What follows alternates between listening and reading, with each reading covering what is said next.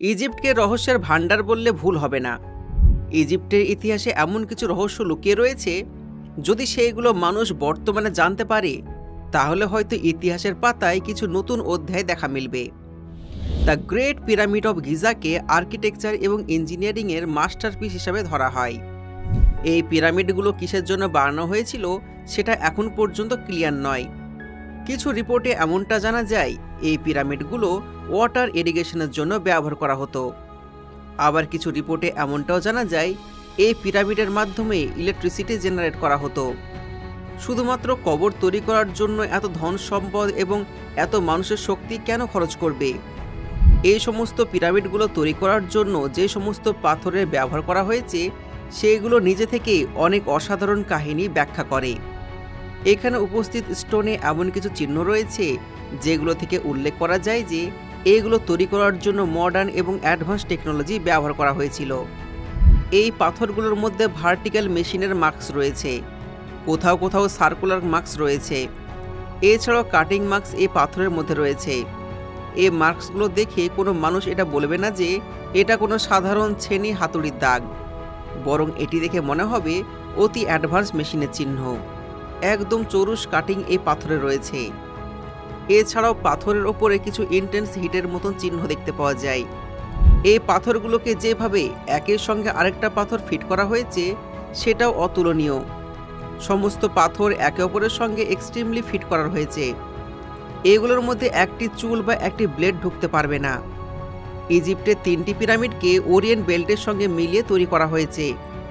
এই Orient belt আজ থেকে প্রায় 10,450 বছর আগে দেখা গিয়েছিল। আর এখান থেকে স্পষ্ট বোঝা যায় যে এই পিরামিডগুলো আজ থেকে প্রায় 10,000 বছর আগে তৈরি করা হয়েছিল। তবে হাজার হাজার বছর পূর্বে তৈরি হওয়া এই পিরামিডগুলোতে মডার্ন মেশিনারি এবং টুলসের মার্কস কিভাবে দেখতে পাওয়া যায়, যা নিজে থেকে একটা অদ্ভুত বিষয়। এগুলো তৈরি করা ক্রিয়েটাররা বা সিভিলাইজেশনরা কোনো রকম তথ্য এই পিরামিডের মধ্যে দেখায়নি। এই পিরামিডগুলো ছাড়াও ইজিপ্টে আরও কিছু প্রাচীন রহস্যময় বিষয় দেখতে পাওয়া যায়, যার মধ্যে একটি হলো ওরিসিস সাফট। গিজা প্লেটোর গভীরতায় একটি সাফট তৈরি করা হয়েছে যেটা প্রায় 115 ফুট গভীরে অবস্থান করছে। এই সাফট টম্ব অফ ওরিসিস পর্যন্ত যায়। গ্রানাইটে তৈরি চারিদিকে আর্টিফিশিয়াল ক্যানাল উপস্থিত রয়েছে যার মধ্যে জল পরিপূর্ণ। এখন প্রশ্ন হলো এর মধ্যে জল কি করে প্রবেশ করলো এবং জলের উপস্থিতি মেনটেন করার জন্য তারা কী ধরনের টেকনোলজি ব্যবহার করেছে। এক্সপার্টদের মতে একটি ক্যানেলের মাধ্যমে এখানে জল পৌঁছানো হয়েছিল। এটি ইঞ্জিনিয়ারিং প্রজেক্টের একটি অসাধারণ নমুনা। এই জায়গাতেই বেড রক রয়েছে, অনেকগুলো গ্রানাইট এবং স্টোন ব্লক রয়েছে যেগুলো ওজন 40 টন পর্যন্ত। এখন প্রশ্ন হলো 115 ফুট গভীরতায় এই পাথরগুলো কিভাবে নিয়ে আসা হয়েছিল, যেখানে ওঠানামা করার জন্য কোনো সিঁড়িই নেই। এখানে যে পাথরগুলো ব্যবহার করা হয়েছিল এগুলো শুধুমাত্র ইজিপ্টই নয়, আফ্রিকার কোথাও পাওয়া যায় না। মনে করা হয় এগুলো অন্য জায়গা থেকে মেডিটেরিয়ান সিয়ের সাহায্যে এখানে আনা হয়েছিল। এটাকে 5000 বছরের বেশি পুরাতন বলে মনে করা হয়, যা এখন পর্যন্ত সবচেয়ে পুরানো সভ্যতার আগের নিদর্শন। ইজিপ্টের ক্যাপিটাল সিটি কায়রোর কিছুটা দূরে অবস্থিত সেরা পিরামিড অব দ্য সাকার নামক একটি ইনিশিয়েট সাইটে আন্ডারগ্রাউন্ড টানেল রয়েছে। তার মধ্যে অনেকগুলো গ্রানাইট বক্স দেখতে পাওয়া যায়। এই সমস্ত বক্সগুলো ক্রাফটম্যানশিপের অসাধারণ নমুনা পেশ করে। এগুলো বানানোর জন্য অ্যাডভান্স টেকনোলজি ব্যবহার করা হয়েছিল, যা ইনিশিয়েট ইজিপশিয়ান পিরামিডে থাকা একদম অসম্ভব বিষয়। এখানে উপস্থিত প্রতিটা বক্স একটি সিঙ্গেল গ্রানাইটকে কাট করে বানানো হয়েছে। সম্পূর্ণ বক্সের ওজন প্রায় 70 টন। এটা বলা হয়ে থাকে যে 200 টন ওজনের গ্রানাইট পাথরকে এইভাবে কাটিং করে একটি বক্স বানানো হয়েছে।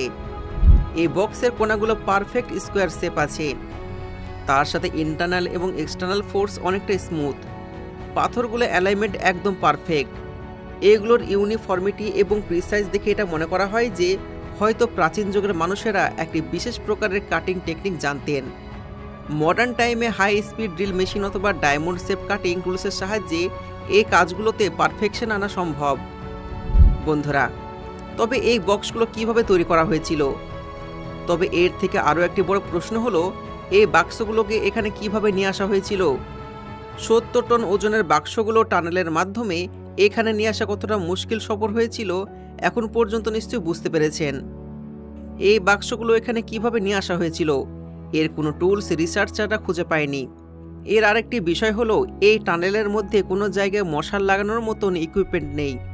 এমন অবস্থায় আলো ছাড়া কিভাবে এই অন্ধকারে কাজ করা সম্ভব? কোনো আধুনিক টেকনোলজি কি তাদের কাছে ছিল? এটি সত্যিই একটা গুরুত্বপূর্ণ চর্চার বিষয়। চলুন আবারও একবার ইজিপ্টের পিরামিড সম্পর্কে জানি। ইজিপ্টে মজুদ এই 3টি পিরামিড একদম অ্যালাইনভাবে রয়েছে। নর্থ পোল এবং স্টার কন্টিনেন্টালের সাথে এদের কানেকশন বলা হয়। গিজার সবচেয়ে বড় পিরামিড আর্থ ল্যান্ডমাসের একদম সেন্টারে উপস্থিত। এই পিরামিডগুলো অ্যাস্ট্রোনমি এবং জিওমেট্রিক্যাল ইউনিটকে নজর রেখে বানানো হয়েছে। এই পিরামিডের মধ্যে আরও একটি রহস্য লুকিয়ে রয়েছে। আসলে এর মধ্যে অ্যাকোস্টিক কোয়ালিটি উপস্থিত রয়েছে। বিশেষ করে ক্রসিং চেম্বারের মধ্যে এই কোয়ালিটি বেশি দেখতে পাওয়া যায়। গ্রানাইটে তৈরি এই চেম্বারের আওয়াজ একদম রহস্যময়ভাবে শুনতে পাওয়া যায়। আর একটি পাওয়ারফুল অ্যাকোস্টিক ইফেক্ট এখানে অনুভব করতে পারা যায়। এক্সপার্টরা এই প্রশ্নের উত্তর এখন পর্যন্ত পাননি যে একজন রাজার লাশ রাখার জন্য এমন ধরনের কোয়ালিটির বক্স কেন বানানো হয়েছিল, অথবা পিরামিডের সম্পর্কে এখন পর্যন্ত আমাদের যে জ্ঞান রয়েছে সেটাই হয়তো ভুল। তাহলে আসলেই কি পিরামিড তৈরি করার আসল উদ্দেশ্য রাজাদের মমি করে রাখার জন্যই?